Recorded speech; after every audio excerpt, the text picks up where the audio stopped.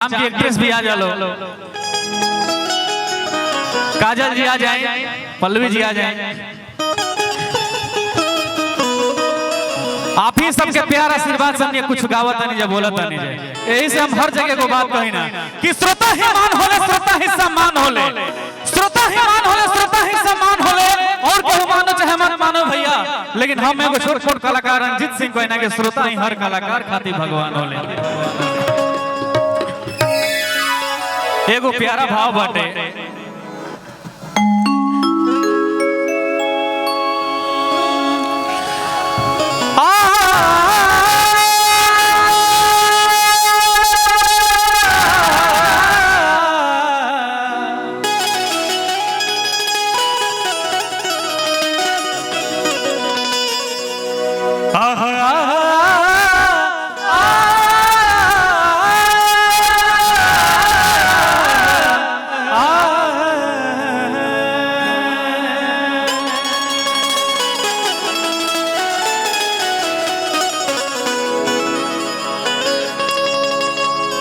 काजल जी चाम के रहुआ आ जाए, पल्लवी जी, विकास भैया रहुआ आ जाए। आज के रहुए हीरो बने हमने के। आज एगो छोट लड़का जब गांव से बहरी जाला और इतना बड़ा बिजनेस खाड़ कर देला कि पूरा बिहार ना देश में चर्चा हो जाला। इतना कम उम्र में भैया इतना नाम कमौले बने और इतना कम समय में इतना बड़ा कंपनी देले बानी जेबीके एंटरटेनमेंट, जेकरा पे तमाम गाना हमने के आवत रहेला, बड़ा बड़ा गाना हिट बाटे। लेकिन भैया खातिर आज 2 लाइन सबसे खास दिन हमार भैया के आज बाटे। एगो गाना गौले रही अपना एल्बम में, जो उनकी गाना बड़ी स्टेटस में जन्मदिन केहू के रहेला तो लागत रहेला, तमाम स्टेटस रील बनत रहेला गाना पे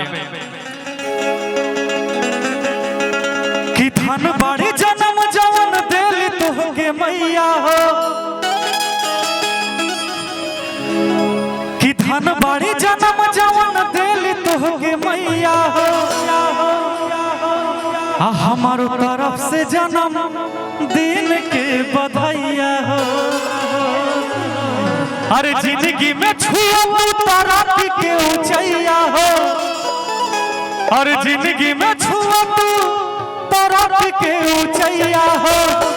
एक बार भैया खाली ताली हो जाए कि हमारो तरफ से जन्मदिन के बधाइया हो, हमारो तरफ से जन्मदिन के बधाइया हो। धन बाड़ी जन्म जवन देली तोहके मैया हो, धन बाड़ी जन्म जवन देली तोहके मैया हो। जेबीके एंटरटेनमेंट के आज पूरा टीम में उपस्थित बा। हमार दुलरुआ भैया इतना हैंडसम क्यूट भैया, शाहरुख खान जैसा रहुआ लागी ना एकदम, वो ऐसा ही एकदम कवरेज में हैंडसम रहा।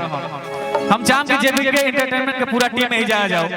अब भैया के सबसे खास दिन है, अगर आज थोड़ा सा मस्ती ना हो तो कहिया हो। रोशन भैया, हम चाहम कि देवेंद्र भैया आ जाए। सूर्या भाई, तू जेबीके एंटरटेनमेंट के सदस्य हो, तू आ जा। कि धन बाड़ी जन्म जवन देली तोहके मैया हो, तनी ताली बजाओ। धन बाड़ी जन्म जवन देली तोहके मैया हो, हमारो तरफ से जन्मदिन के बधाइया, हमारो तरफ से जन्मदिन के बधाइया।